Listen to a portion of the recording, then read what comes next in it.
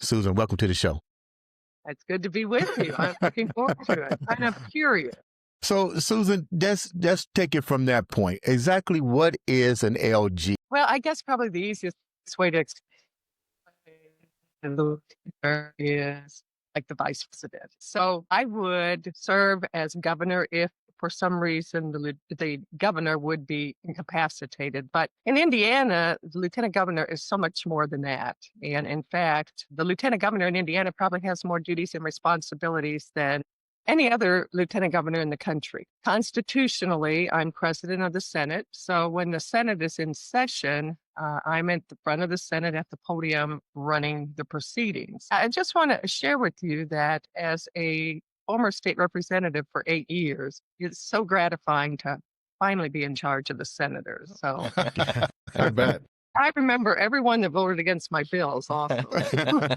I wield a pretty mean gavel. But statutorily,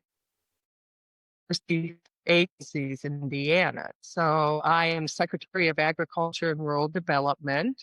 I oversee our Indiana Housing and Community Development Authority, the Office of Community and Rural Affairs, and then the Indiana Destination Development Corporation. But in addition to that, I have many other initiatives and many other duties, ranging from last year chairing the Women's Suffrage Centennial Commission, the Census Commission, the Civic Education Task Force, which was sponsored by the Indiana Bar Association. Right. And I think what is near and dear to my heart is chair the Intellectual and Developmental Disability Task Force. And we have about 100,000 Hoosiers in Indiana that have an intellectual or developmental disability. And those are Hoosiers with autism, cerebral palsy, and Down syndrome. And so through that task, we will to ensure that they have safe, accessible, affordable environments to live, work, play, study, and stay. And I always say that our friends with disabilities are merely just friends with different abilities. Okay. And they have the same dreams and desires as each and every one of us. They want to have a job and have friends and love and be loved and be successful in life. And through that task force, we work to ensure that they can fulfill the dreams they dream and build the lives they want to build.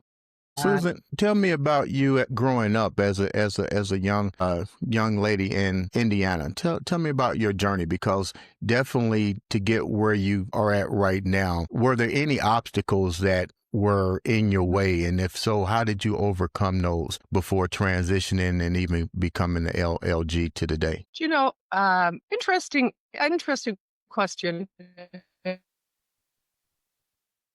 My childhood, I was the second of 5 children. I was the oldest of 4 girls. And my father and mother raised us to all be equal. So that meant we as girls did yard work and we did hard labor around the house and outside. And my brother also did housework and dishes and, whatever it was that we did. So we all kind of were treated as equal growing up. So I think that kind of stayed with me throughout life. I've always considered myself equal to everyone and everyone equal to me. But my values that were instilled by my parents, along with my faith that reinforced those values, were, I think, what led me to public service, because I was raised to believe in God, to believe it takes hard work to get ahead, to believe in equality and opportunity.